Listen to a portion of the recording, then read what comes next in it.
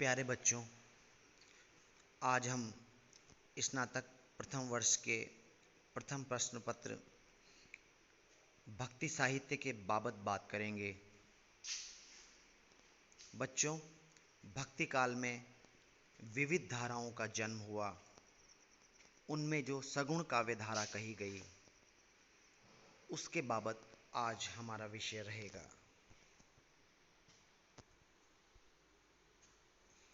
प्यारे बच्चों, सगुण भक्ति धारा दो भागों में बंट गई, जिसमें एक धारा राम भक्ति धारा कहलाई और दूसरी धारा कृष्ण भक्ति धारा कहलाई। आज हमारे विषय जो है वो राम भक्ति धारा से संबंधित है। यह पूरी धारा गोस्वामी तुलसीदास के इर्द गिर्द ही ज़्यादा घूमती है।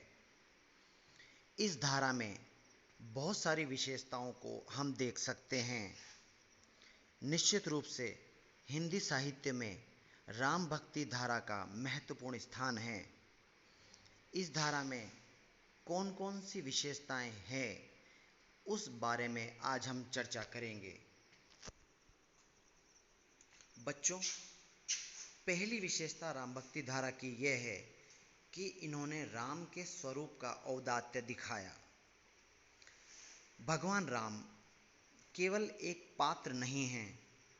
इस धारा में जिस भगवान राम का वर्णन किया गया है वह अद्भुत पात्र है। वह राम समस्त गुणों से युक्त हैं।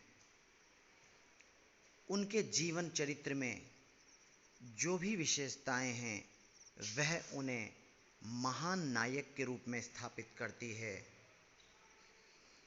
इस धारा ने राम के स्वरूप को इतना उत्कृष्ट ढंग से वर्णन किया कि बाद में भारत में राम का भक्ति काव्य सर्वश्रेष्ठ रूप में सामने आया।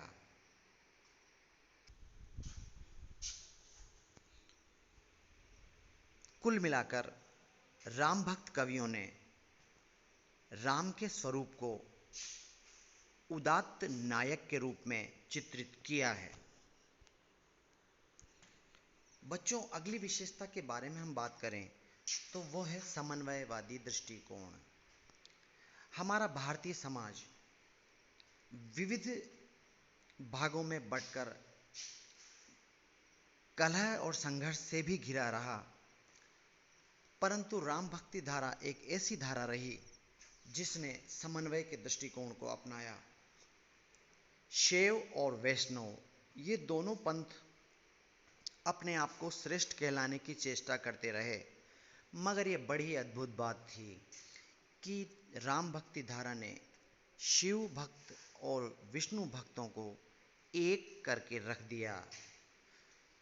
इस धारा ने विष्णु को शिव का भक्त और शिव को विष्णु का भक्त कहलाया, जिससे कि झगड़ा ही समाप्त हो गया।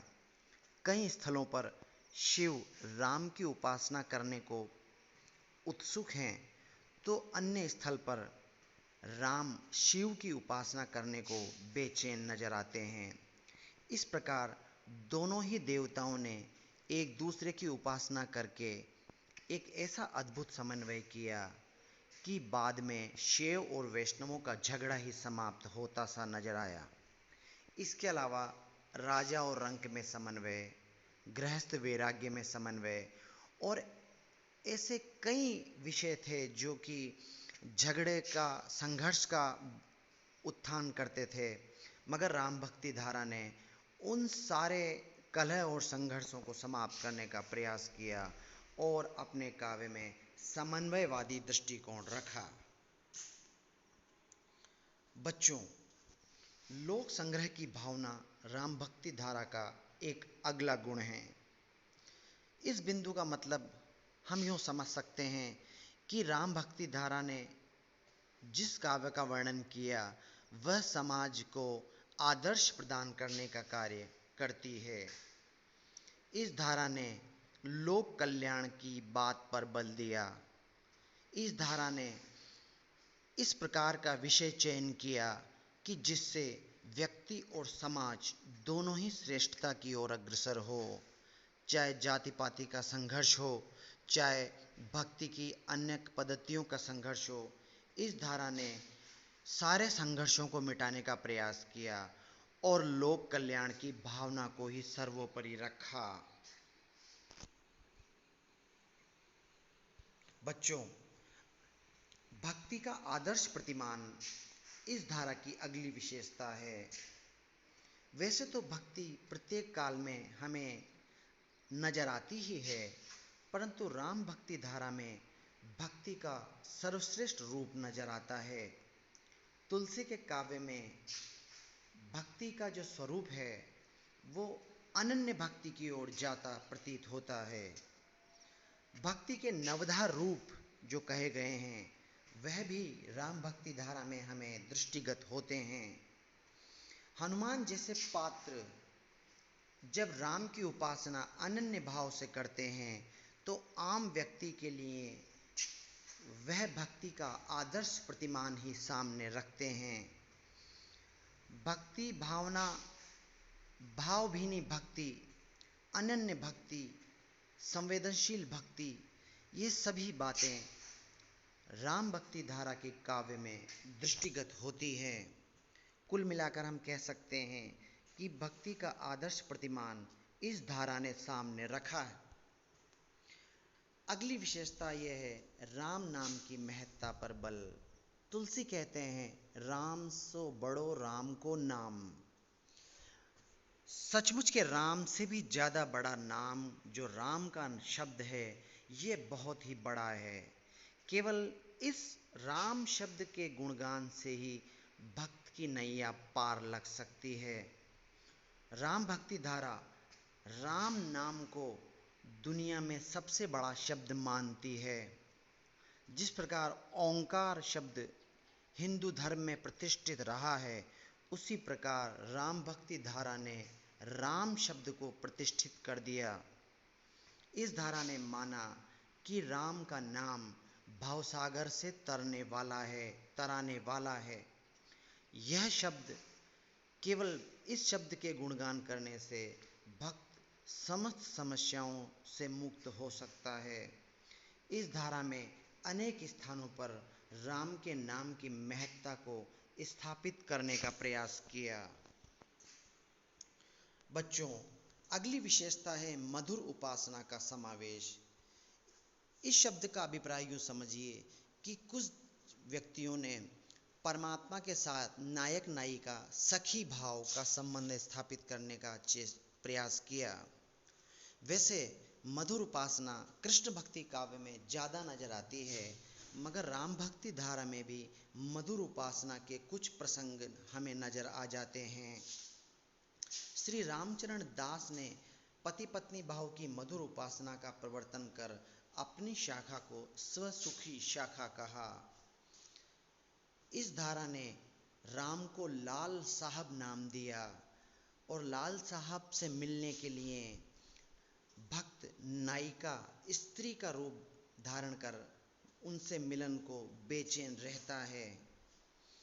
सीता को ये सपत्नी भाव से, जिसे हम सोतन कहते हैं, उस भाव से देखते हैं। इस प्रकार राम भक्ति धारा में भी मधुर उपासना का समावेश दृष्टिगत होता है। एक और बात हम राम भक्ति धारा में देख सकते हैं, वो है शिल्प की श्रेष्ठता। काव्य के दो पक्ष हैं, भाव पक्ष और कला पक्ष। कला पक्ष की दृष्टि से राम भक्ति धारा बहुत ही उत्कृष्ट है। छंद का बेहतरीन समायोजन, जैसे रामचरितमानस में आप देख सकते हैं कि तुलसीदास ने एक विशेष क्रम से, जो सूफी काव्य धारा से शायद उन्होंने लिया, उस क्रम का संयोजन किया है। जितने भी अलंकार मिलते हैं वो सारे अलंकार राम भक्ति धारा में हम देख सकते हैं। भाषा की दृष्टि से अवधी भाषा को राम भक्ति धारा ने आसमान पर पहुंचा दिया। विविध लोकोक्तियों और मुहावरों का प्रयोग करके और भाषा में नए नए शब्दों को प्रस्तुत करके इस धारा ने अवधी भाषा को तो आगे बढ़ाया ही, और साथ ही ब्रज भाषा में भी काव्य रचना करके तुलसीदास ने ब्रजभाषा की उत्कृष्टता भी सामने रखी। शिल्प की दृष्टि से राम भक्ति धारा का काव्य अद्भुत है। रामचरितमानस एक ऐसा महाकाव्य है जो शिल्प की दृष्टि से सर्वश्रेष्ठ श्रेणी में रखा जा सकता है। इस प्रकार राम भक्ति धारा में शिल्प की श्रेष्ठता को भी प्रकट किया।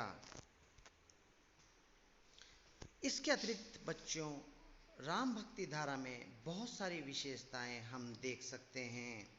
इन्होंने राम को सर्वश्रेष्ठ नायक के रूप में माना। इस धारा ने लोक मर्यादा की स्थापना करने का प्रयास किया। समाज में जो भी संबंध है, पति पत्नी का संबंध, भाई भाई का संबंध, गुरु शिष्य का संबंध, राजा और प्रजा का संबंध, ये सारे संबंधों का सर्वश्रेष्ठ रूप इस धारा में वर्णित हुआ। दाम्पत्य जीवन का सर्वश्रेष्ठ रूप भी इस धारा ने दिखाया। राम और सीता से बेहतर जोड़ी आप और कहाँ देख सकते हैं। इस प्रकार इस धारा में बहुत सी विशेषताएं हैं। इस धारा के प्रमुख रचनाकारों के बाबत भी हम बात कर सकते हैं। प्रमुख रचनाकार वैसे तो गोस्वामी तुलसीदास हैं और इन्हीं के इर्द गिर्द ये धारा घूमती है, परंतु इसके अतिरिक्त स्वामी अग्रदास, नाभादास, प्राणचंद चौहान, हृदय राम जैसे अन्य कवि भी इस धारा में हुए। यद्यपि इसमें कोई संदेह नहीं कि राम भक्ति धारा में गोस्वामी तुलसीदास सर्वश्रेष्ठ कवि हैं और यूं हम कह सकते हैं कि तुलसीदास यदि सूर्य हैं तो अन्य कवि तारागण ही नजर आते हैं। अंततः हम निष्कर्ष की ओर पहुँचे। राम भक्ति धारा हिंदी साहित्य के भक्ति काल में सगुण धाराओं में एक धारा है। इस धारा की विशेषताओं पर हम एक बार फिर से दृष्टिपात कर सकते हैं,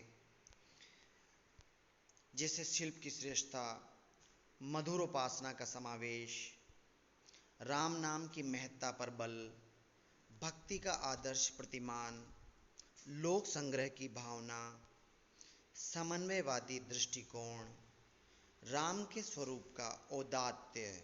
इस प्रकार इस धारा में बहुत सी विशेषताओं को हम देख सकते हैं। निष्कर्ष में हम ये कहना चाहेंगे कि भक्ति काल एक ऐसा काल है जहाँ हमें महान काव्य नजर आता है और भक्ति काल की सगुण भक्ति शाखा में भी हम श्रेष्ठ काव्य देख सकते हैं।